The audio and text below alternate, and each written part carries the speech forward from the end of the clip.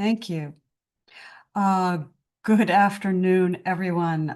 This is Finding the Advaita in A Course in Miracles, and it's Thursday, August 7th. So come on in, take your seat, get yourself comfortable. We're going to be looking today at sections 2 and 3. We'll see how far we get, but we'll start with section 2, which is all about projection and separation. This really is a step-by-step recipe for ending duality, the perception of duality. And so before we begin, though, let's just settle in and be where we are.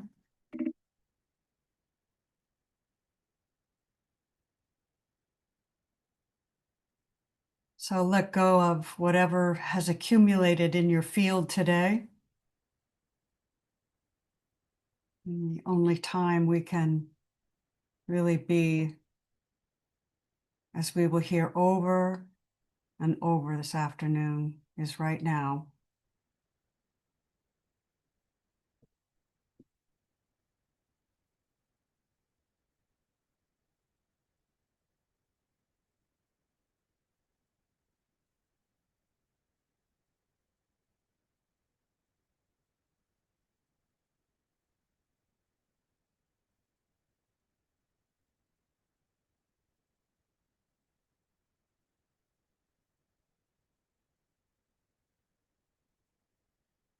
The impulse comes together, the quality of how we are together, how we talk, how we listen, how we question, how we teach each other. This is our gift to the world. The purpose of every gathering is discovered in the gathering. It's to recognize beauty, and truth and beauty are the same. It's to love what is beautiful, and love and truth are the same. Conversation rises out of every particle of our being. It's all alive. Welcome to this empty table, a cleared place where something new can happen. When you take the hands of someone you love, what do those hands become? Let's take each other's hands through time and space, sitting at the table together, and let's begin. Does anyone have anything that they want to share before we start? I used to open it up this way and ask if anyone had anything to bring to the table before we began reading, but usually no one does, but I thought I'd ask anyway.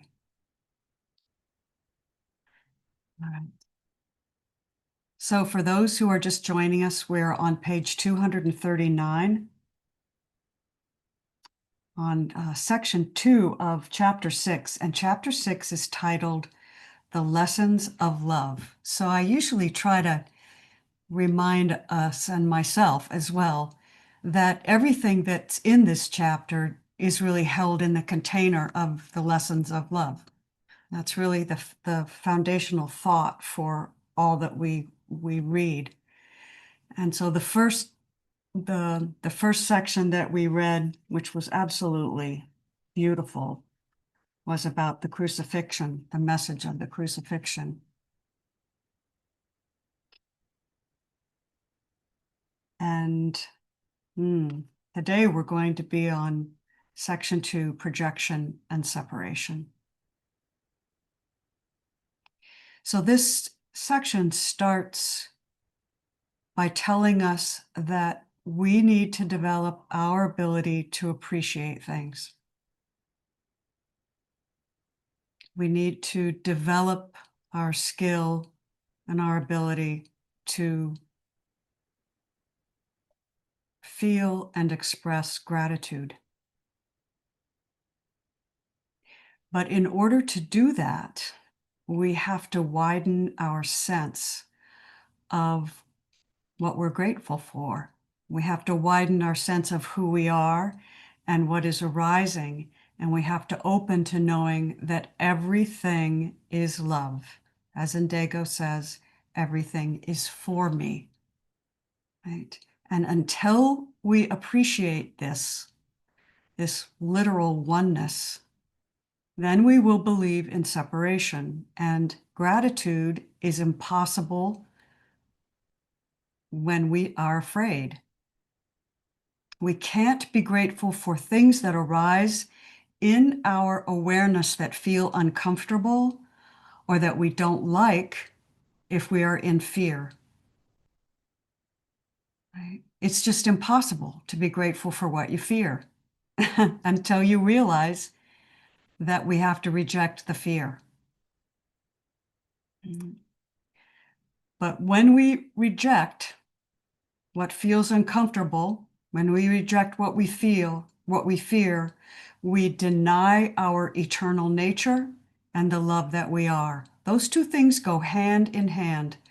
So that when I deny through fear, I'm rejecting my own eternal nature. I'm denying that. I'm accepting my vulnerability. Right? And then this section tells us that all forms of rejection are meaningless. It says they're all meaningless. Right? And that only a whole mind can recognize wholeness. So it's only when we accept oneness for ourself that we can recognize oneness in everything else.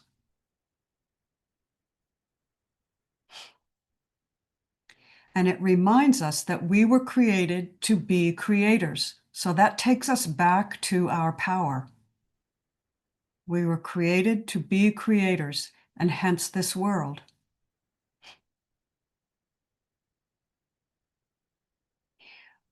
But again, it reminds us that rejection is meaningless because we can't reject what is. It already is. Right? In the end, we can't reject ourself, and that's what this world is. It is the self with a big S. And everything that's in it is the self.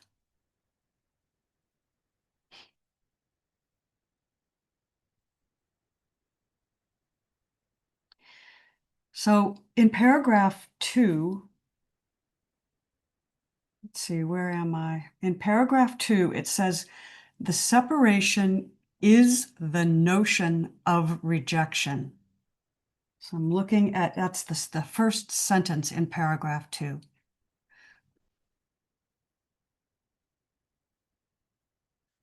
The separation is the notion of rejection. And notice that it just says it's a notion. It doesn't say it's the truth. It's just an idea. And we have visited this idea that everything is an idea, that objects are ideas, and that separation is an idea, and that ideas are not truth. So the idea of separation is what manifestation in physical reality is. And it says, this is not how Source thinks. And you have to think like Source in order to know Source. Patricia, check the chat and it's in there. It's not, okay. No, just so you know, you can't read the chat that took place before you entered the Zoom room. So it's there for Oh, you and okay. me, but not for. It's so funny because I put it in after you started and I thought, well, maybe that would work. Okay, so it's chapter 6, page 239. I'll put it in again.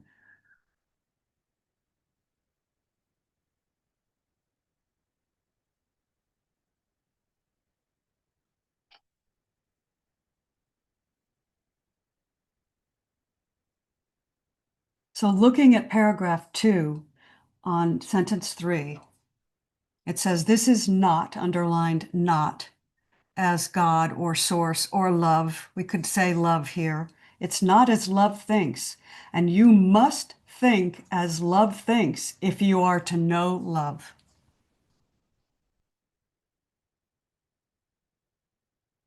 You must think as love thinks if you're to know love.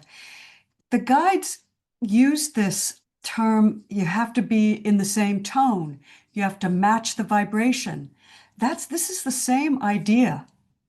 Matching the tone or matching the vibration. Love is the same vibration or the same tone or the same frequency as source, God, whatever you want to call it.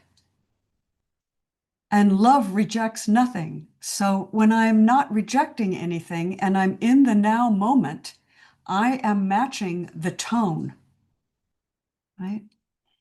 I'm matching love's tone. I'm matching love's frequency. All these are just words here. And then any split, any separation in will, that means my will says, I don't like what's arising in front of me, so I'm going to reject it because I reject the notion, as Indigo says, that everything's for me. I say, this is not for me. I don't like this, or that other person is not for me. I don't like them. I don't like what they're doing. Even if that other person seems to be doing something that I think is really wrong, it is what it is, right? It is what it is. So any split in will involves a rejection on the part of it, and this is the belief in separation. So it starts right in that instant. It's right there.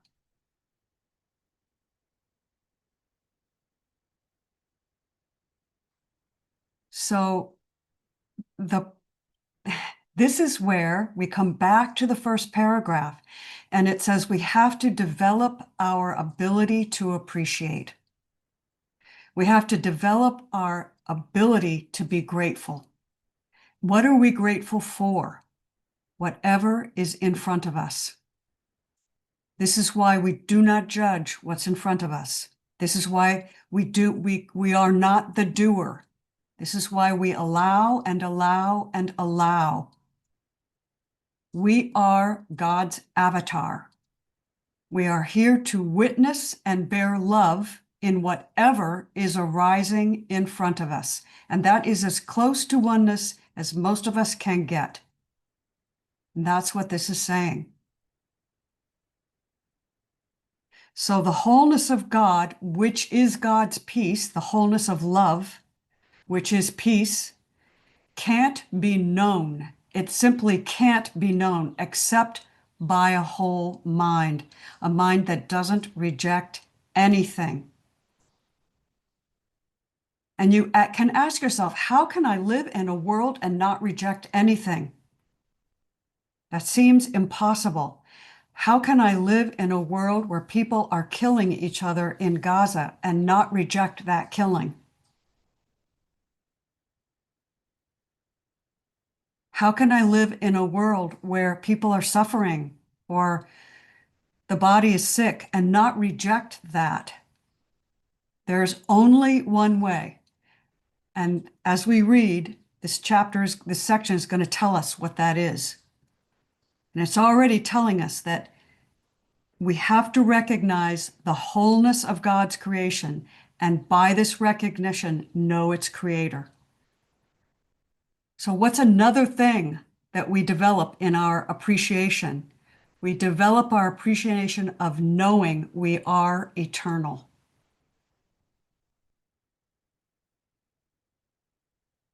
So let's keep going here, because paragraph 3 says, part of the way that we know this is that we have to understand the idea of projection. Projection just is such a gift from A Course in Miracles. What we project is what we disown inside ourselves, right? And it's deeply, deeply unconscious. We talked about this in previous gatherings. It is so deeply unconscious. The fear of God is deeply unconscious. The hatred of God is deeply unconscious, right? How can I love this God, supposedly, that creates a world with all this suffering? You know, I either deny God and become an atheist and say there is no God, or I become a martyr and just try and help as much as I can, knowing that it's futile. Right? Or I understand the idea of projection. The whole world is a projection, and none of it is real. So what we disown, we project, and we cover that up with the unconscious fear and self-hatred that we have. And we ultimately, what we really cover up is the dream, that this is a dream.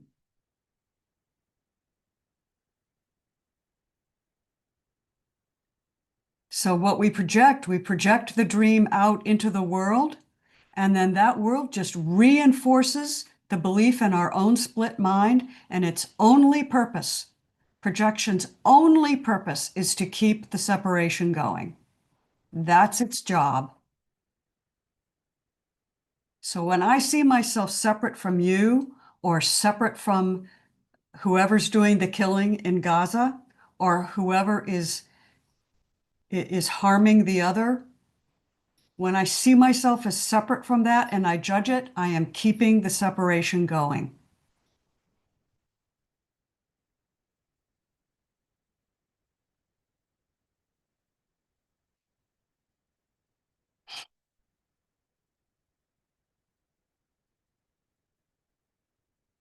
And then it tells us that projection will always hurt you.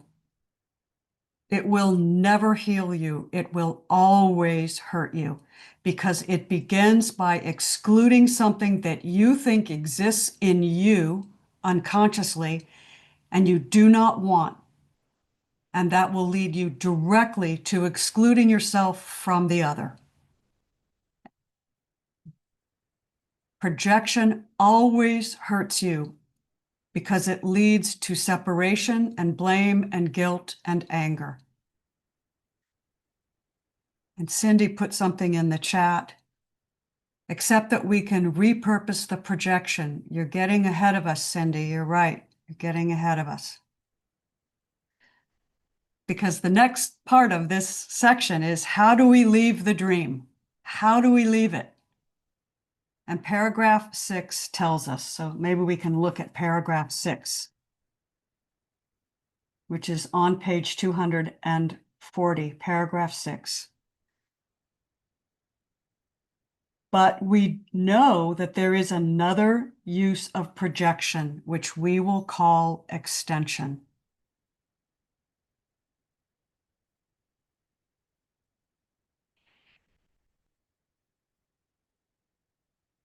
I want to just take a second here and go a little bit off topic because using projection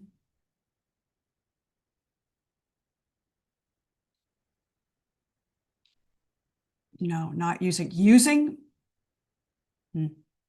this teaching has a parallel in the non-dual tradition, and it's using the thorn to remove the thorn, right? So there's another use of projection, which the Course calls extension. And what does this look like? What it looks like is if you look, let's just read 6. Every ability of the ego has a better counterpart because its abilities are directed by the mind, which has a better voice. That's a really complicated way of saying that the memory of unity consciousness is always within. It never leaves. And that's what the voice with a capital V is. The Holy Spirit, which is the I am spirit, as well as the ego, utilizes this ability.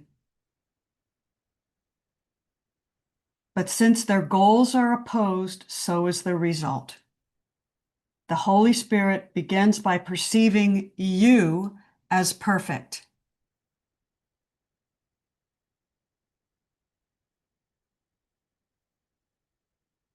So the whole I spirit recognizes and accepts gratitude. Gratitude for what? Gratitude for knowing that I am that I am.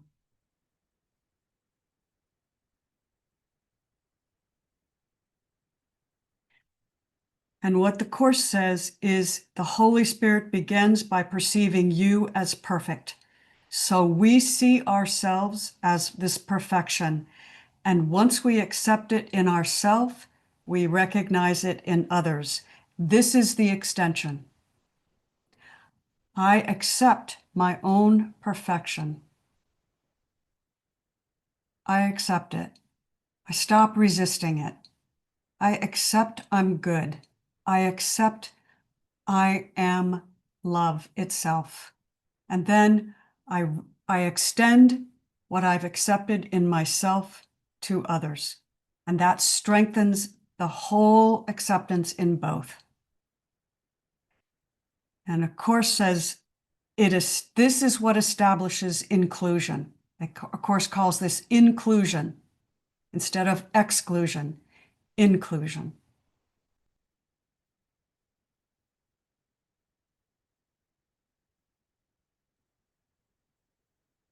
I want us, okay, I just want to read 6, starting with sentence 5. Knowing that this perfection is shared, you recognize it in others, thus strengthening it in both. Instead of anger, this arouses love for both because it establishes inclusion. Perceiving equality, it perceives equal needs, and this invites at-one-ment automatically, because at-one-ment or atonement is the one need which is universal.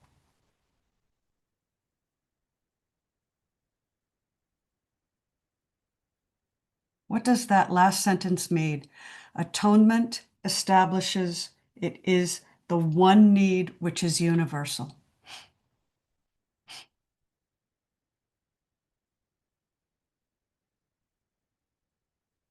What is the one thing we all desire?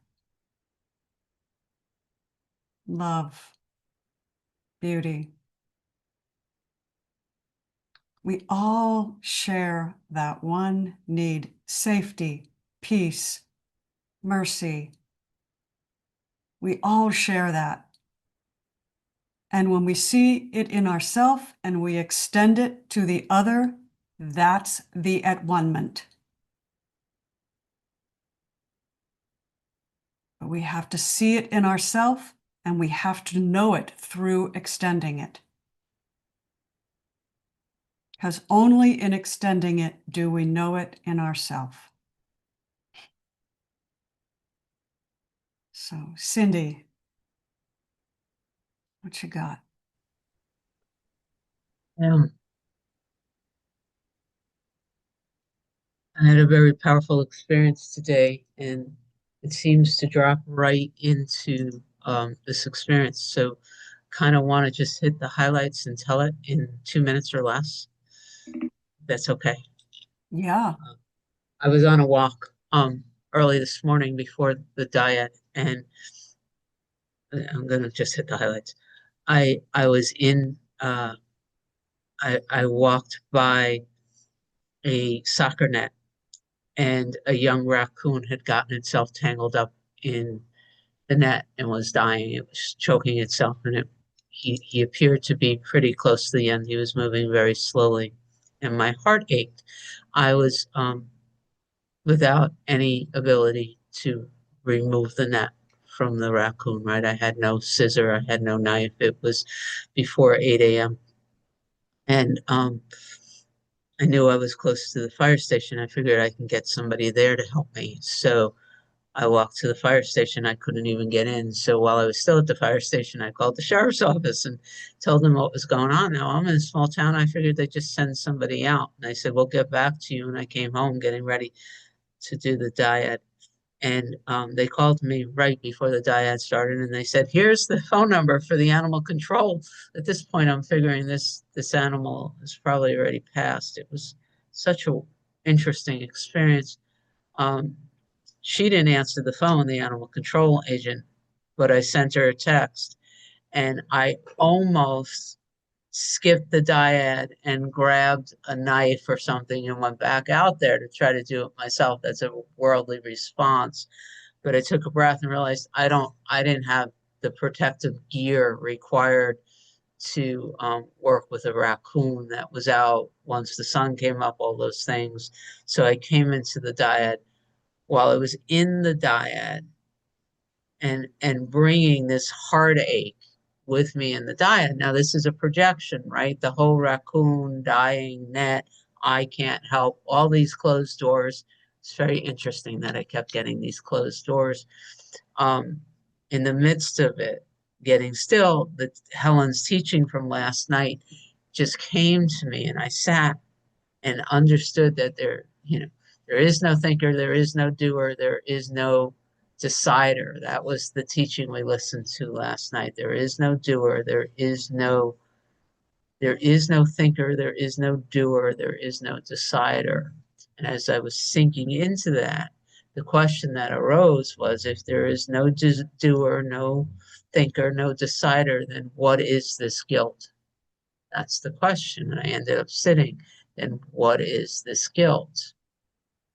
And I let the feeling of guilt just arise in me, like somehow it's my fault, this rap, right? But I didn't think about it. I just felt into this guilt. And I watched the guilt dissolve. After the dyad, it was such an interesting experience because from a worldly standpoint, the animal control woman literally texted me and said, I can't come to Grand Island. And the moment she said that, after being with this guilt, I just picked up the phone and called the church and said, hey, I don't know if you could do anything or if it's too late, but on my walk this morning, I saw this raccoon tangled up in the soccer net. And she said, I'll send somebody over. And I said, thank you. So the worldly circumstance got resolved moments after I sat with this understanding that talking about a projection, Helen's teaching was very clear. There is no thinker, there is no doer, there is no decision maker. I even saw how the whole thing was just kind of consciousness hitting a karmic pattern, an opportunity for healing. I allowed this intense feeling that somehow I was bad, that I was guilty, the sense of guilt, just I let it burn. And as soon as that aspect of it burned, the solution relative to the worldly situation with the raccoon arose. I didn't even go, like I didn't ask for a follow-up in the world. It was taken from my hands. So It's a tough that one. was the transformation of using, a worldly situation and taking it from closed doors and guilt and circumstance into this space of letting this sense of separation, this belief in guilt, all suffering, the whole thing. I just let it burn. And once it burned, like somebody answered the phone and there was a worldly response. So anyway, that's the story that seems to fit this teaching. At least it feels like it here. Yeah. Um, okay. I could ask you about cause and effect, but we'll talk about that later. Carol, what you got going on?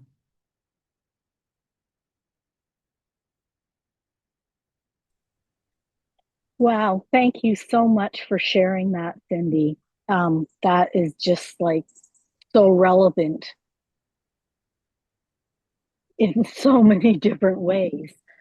And it just brought up something, how the feeling of guilt and the feeling of sadness or grief, and how easily they can get mixed up, because there is still sadness, and it's so much grief. Guilt could so easily mimic just sadness and grief. And, mind can just go in and say, oh, yeah, I'm feeling guilty or whatever, when it's just self-experiencing what it's experiencing. And I just really appreciated that, because it just was like a little bit of a reminder of these machines do what they do, and how easily it can get, awareness can get caught up in it, the stories of conditioning and whatnot. And I just want to thank you so much for sharing that. It was awesome, really. Mm. Thank you, Carol. Anybody else? That was a pretty powerful story.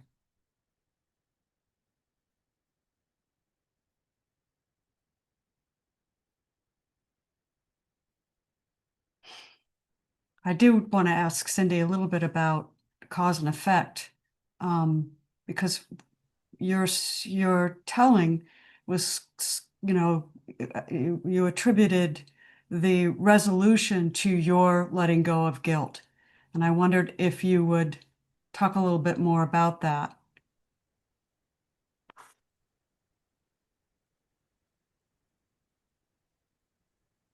That's just the Kabbalah teachings that I've spent time with my sisters. They state that everything from a Kabbalah tradition, they state that everything that's going on in the world is a gift from the Creator. And the Dago's stating it too, right? Everything is a gift, and it gives us an opportunity, if we so decide, to choose it as a gift to help us expand and dissolve our ties to the world. If we decide, that's why I wrote that, we can repurpose all the projection for healing. That's so this morning, that's what came to me, and not until I was in the dyad, like knocking on all these doors. Like I literally attempted to get into the fire hall. And then I called the sheriff's office, and I reached out to the animal control people, and it was closed doors every time. I got real still and knew that Cindy was not the right person to help the raccoon, and the guidance was to come into the dyad and sit and allow the energies of that. And what I can tell you is, when the teaching came for me, that I wasn't the thinker, the doer, or the decision maker. This is just part of the consciousness flow. And then the question arose, like it just dropped in the mind. So what's the guilt? And as soon as that question arose, the pain just exploded inside of me, and allowing that pain of the guilt to burn without believing it. And yeah, there was a lot of sadness. And I was even texting the animal control woman afterwards going, my heart aches. There was sadness for the experience, but the guilt was gone. What the Kabbalah teaches is that once the lesson is learned, it's no longer needed. And then the world changed. And I just knew who to call at that point. Like the opportunity was there. And I made it like it wasn't in my consciousness to call the church until the experience happens. So cause and effect, I don't know, but I'm just literally telling you what happens. I could So, also tell you before, like the entire walk was unplanned. and it Yeah. was over 2 hours long. And my sister had to get off the phone. If my sister stayed on the phone with me, I wouldn't have taken that. Like, there were a lot of things that brought me to that place that are outside of plan about all of it. So I'd want to just, I don't mean to interrupt you, but this is coming to me and I don't want to let it go. So if we take cause and effect out, then we can go back to appreciation, and you're allowing the guilt to burn, as you said, to just burn through. And allowing that is a form of appreciation. And then the other piece of information, which was always there, it was always in the universe, it was never not there.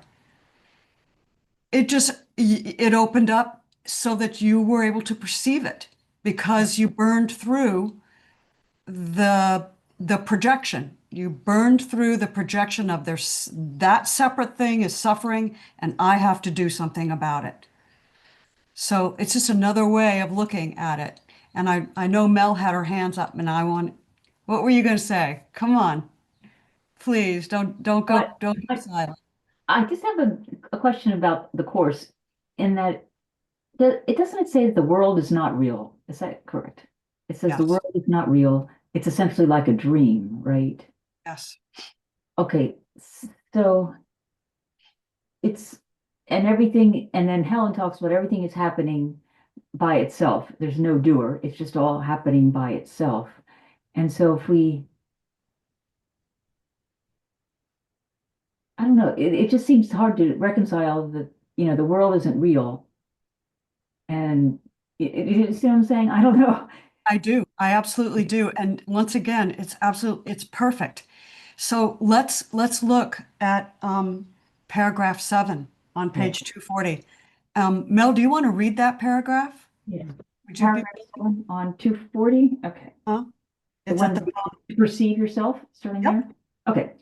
To perceive yourself in this way is the only way in which you can find happiness in this world. This is because it is the acknowledgement that you are not in this world, for the world is unhappy. How else can you find joy in a joyless place except by realizing that you are not there? You cannot be anywhere that God did not put you, and God created you as part of Him. That is both where you are and what you are. This is completely unalterable. It is total inclusion. You cannot change this now or ever. It is forever true. It is not a belief, but a fact. Anything that God creates is as true as He is.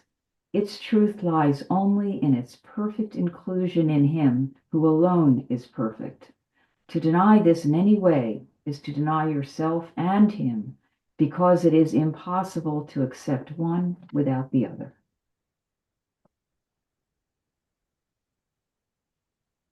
Yeah, that really speaks to my question. It really does. It really does.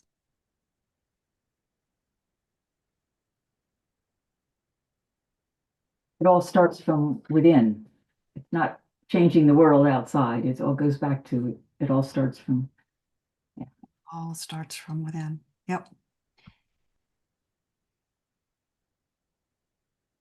I don't want to, I wanted to just call on Chuck just to give you the opportunity, Chuck. Because we were talking before we started about you're doing the self-inquiry that Linda was talking about yesterday. And if you wanted to share anything about that, I just wanted to give you the opportunity.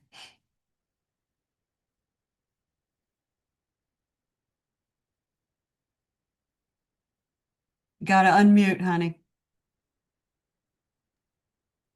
Thanks, but I'm kind of out of it now. I've done some from it that I think it's time for me to give it a little rest. Okay, no worries. No worries. I appreciate it, and another time perhaps. Okay. All right. Thanks. Thank you. I'll ask you again. All right. So what is reality? This question is, what is it? You can't be anywhere that love did not put you. It's impossible. That's a fact, right? It's both where you are and what you are, this love, right? This is completely unalterable, right? It's total inclusion. Chuck, did you want to say something? Yeah, say that again. I want to write that down. It's right there it's right there. So what is reality? You You can't put your, cannot be where you just did read it, didn't we? yeah, yeah, yeah. It's sentence 4 in paragraph 7. You Yeah. cannot Okay, I be, got it. Thanks. okay, yeah, well, it's worth saying again. You can't be anywhere that God did not put you. And God created you part of God. Love created you part of love. You can't be separate from love. Anytime, any place, anywhere, no matter what it looks like. That one idea, if accepted, you don't have to read anything else in this book. Sandra, I'm not going to let you off the hook. Thank you for being here. It's lovely to be here. Thank you for your teaching. It's very clear. And even though it's clear, I still have a question. The question is, okay, so you keep saying there is no doer. And yet this is telling us if we take that God is not a personal God, it's not a person, it's love. Cannot be anywhere that love did not put you, that love created you as part of itself. Isn't love the doer? That's what a course and some other things call first cause, the alpha and the omega. Yes, love So, isn't doing anything though. Love just is.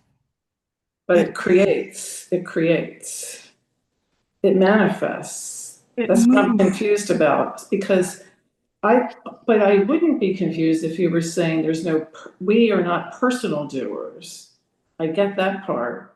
The part I don't get is there is a source that is causing in some way. I don't know And how. Do you understand my question? I think so. I think so. So would you agree that love just is or source just is, Yes. right? And would you agree that that's what we are? Yes. So source is ising itself through this Ising, yeah. To me, ising is an action. Maybe it's just semantics. But being. ising is an action. It's a force. It's creating. I'm not saying that creating in the way that we create.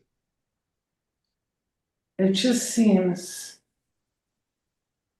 I just want to be clear about this because it seems like the course is saying one thing in the direct path, if that's the direct path, I don't know what it is saying something different. And I'm not sure I understand. Can No, you can you find the sentence that's anything that God creates is as true as he is? Is that part of I want to just try and hone in on the sentence. Yes, absolutely. Okay. But it's the other sentence before that. You cannot be anywhere that God did not put you, and God created you as part of him. And throughout the whole course, it's about source. If we don't use the word God in a traditional sense, which I can totally let go of that, and call it love, it's creative. I mean, I really, a couple of days ago, Patricia said something about creative energy. I really resonated with that. Like there is this, and even the guides tell us that. So it's just, to say there is no creator feels like a vacuum, and there is no vacuum. There's love, there's beauty, there's wisdom. I see what you're saying. So love's nature, if you want to equate love and source, love's nature, and Mel, correct me if I'm wrong about this, love's nature in the non-dual tradition is to move. Okay. But not move in a physical sense. There's no physicality moving. There's nothing moving. It's just to be itself. It's to move. It's to express. It's to, a course calls it extend, but it's only ever extending itself in itself. Well, August says it couldn't be expand, but everything is already. The infinite cannot expand, August. It already contains everything. I So see where you're going with this, Amy, and I think I'm in agreement. It's just the words that got me caught up. the words are Yeah, tough. as in no doer. In my experience, which is just my personal experience, I've had a lot of direct, what I call direct experiences. There is an energy, a force, a very loving beingness, and it's not empty. It's not, the word flat was coming in my mind. I don't know what I mean by flat. It's not flat, it's full, and it expresses So itself through me. It expresses, and to me, expressing is an action. It's a verb. It's a isingness is a verb. It's it's being the true self. yeah. It's just being the true self. That's what Patricia's creation, that sense of creation, that is creation itself, moving. Okay, so you're using moving instead of doing. It's Okay. not. Okay, It's well, to me, moving is doing. So maybe that's just my maybe so. misunderstanding. It's semantics. I'm sorry. It's semantics. It is, Okay. yes. Patricia So- and then Mel. I mean, Yeah. Sandra, we can all have this I conversation. just have one more. May I add on one more? Because I've been wanting to talk to Amy about this for a long time. So I should just call you and not take everybody else's time. But if I am all that is, if that is who I am in truth, and not the personal self, I'm not talking about that now. I'm talking about the, what do you call the big S self? Then I am part of that creation, just as it said in these paragraphs. Right, but I am quote moving as well, because it's all one. There aren't two selves. no, there aren't. That's right. So you're not One. part of anything. You are it. Its wholeness is you. It is you. You are it. There is no separation. That is totally my experience. It's very hard for me when we talk about a separate self, because there is no separate self. There is no separate self. There is There's no. only one, and that one is moving. I am moving. Yes. Yes. And as So Rupert, I may not be doing, but I'm moving. where are you moving? What space are you moving in?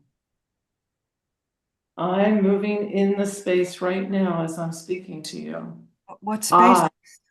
Not just the separate self, not that. I am expressing through the being of this form. That's how I'm expressing. Of this apparent form. Yeah. Of this apparent form, because there is no form. There's no separate form. There's no separate form.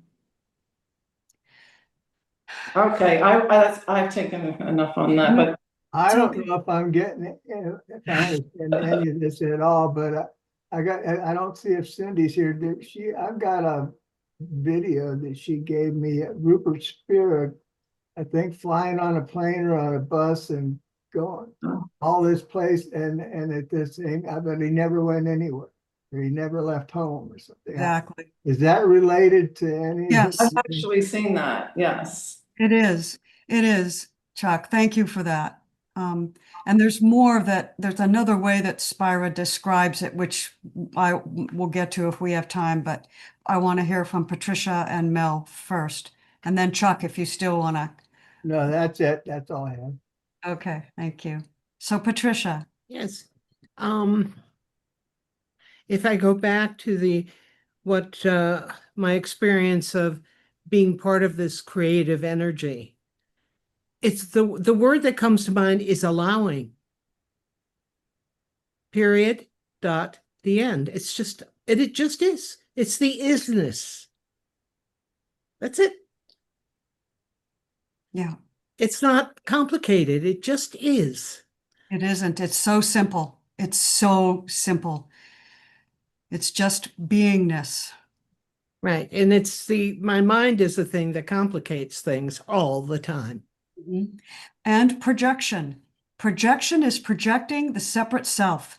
And so as long as we're in this world, we are going to be and we're using the five senses, we will see separate selves, and that will seem to be our reality. And I want to get to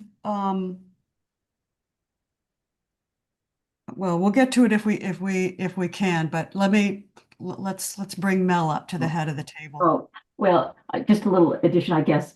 And actually, there's no allowing because there's nothing there to allow. It's just what is. I don't know, this is probably just semantics. But I was also when Sandy was talking, the fullness of love, and I heard this, the fullness of love, empty of self.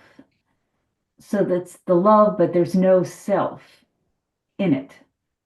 Beautiful. No center. It's just and also I use the understanding of the now. The now is all there is. So now is experiencing itself through all these different vessels, or experiencing itself as that. And it's only now. It's only now. And Mel, wouldn't you also say that with Patricia's just being the creativity that was flowing, it's the same thing. It's the creation without a separate self. Right. Right? It's the movement of creation, the joy. It's just another aspect of joy. It's another aspect of love. I love the non-dual tradition that says, look, there is one, there's this oneness, this unity, but it has these attributes of beauty, of truth, of love, of joy, of creation. All these are attributes of the one. It's not empty. It's full. It's full. And it's not good or bad either. No. That's the judgment that we place on everything. Even what appears seems to be bad, it's just what is. So What it is. okay, thank you. Thank you, Mel. Sure, lower my hand. Josephine. I love the other day when you talked about a dream you had about being a small ball of light shining in the sky and moving towards a much larger ball, the one where there were many, many, many small bulbs of light, but it was all the one. That was made things so clear for me. I appreciate that. And so when I think of the whole, I also think of the individuation of the whole into the tiny balls that make for the one. That was a beautiful dream. But now I have a question on this. You threw out a point about how we see this awfulness having in Gaza, taking place in Gaza, and are seeing all of this. And we come back to the teaching, which is our guilt and the projection of that guilt.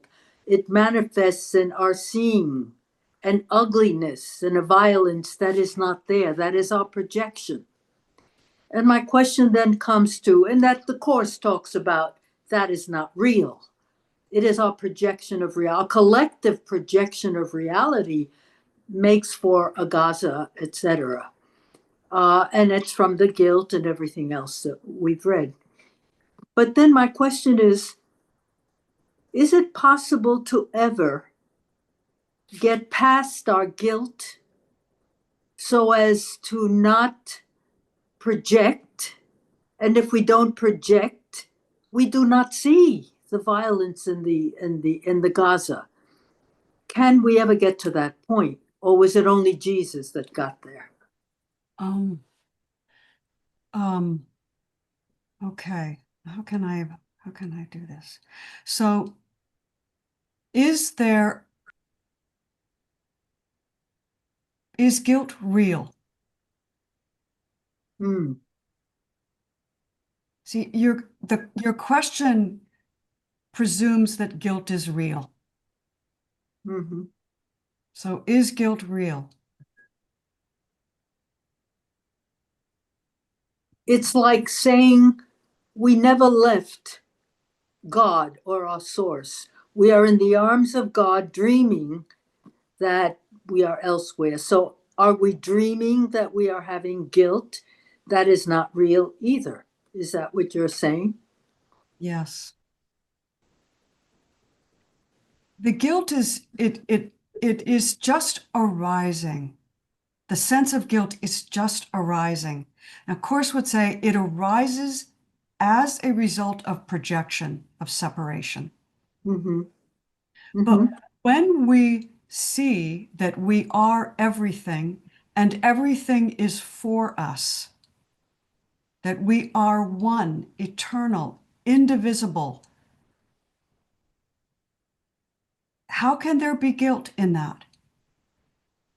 So guilt it's an experience, but it's not reality, Mm. Mm. right? Mm. It's an experience of the belief in separation. Mm. But once we know our oneness, there's no room for guilt. As Cindy said, we rise above it. We see that it's just a smoke and mirrors. No one that seems to be dying in Gaza is dying. That doesn't mean, because this is two sides of the same coin, that doesn't mean that you leave the raccoon strangling in the net. You go to the police station and you try to help because that raccoon is you, right? You still are being given the opportunity to heal yourself by extending your love to whatever is around you, right? But you at the same time you accept, as Cindy did, I've done everything that I can do. And now I have to try something else. You keep trying. You keep moving. You keep expressing. You're not trying. You keep expressing the love that you are. Mm-hmm. Keep expressing it and expressing it. And then the universe, all that is, sends you whatever it sends you.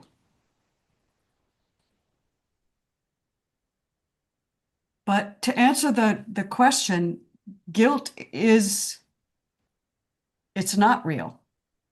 It's an experience of separation. It's an apparent experience of separation, which takes us to the Rupert story, which I think is the best one, and most of you have heard this. And it's his description of unity consciousness, just wanting to know itself. Mm. It wants to know itself. It wants to see itself as itself. It wants to look in the mirror at itself. Oh, why not? This would be a good thing to do. But in order to do that, it has to narrow its focus. It has to narrow its understanding of oneness. It has to seem to exclude a part of itself from itself, so that that seemingly separate part can look back at itself. And it's just an experience it wants to have. That seemingly separate part that seems to be looking back at itself and all the other seeming separate parts that seem to be this world, it's all the one having the experience of being separate. Why? Because it's fun and games. I know it doesn't seem like a result of having that experience is the apparent experience of suffering, because separation necessarily involves suffering. It doesn't mean suffering is real, but the experience arises as a result of that. And it's 5 o'clock. Carol, if you can be really quick. Gotta unmute.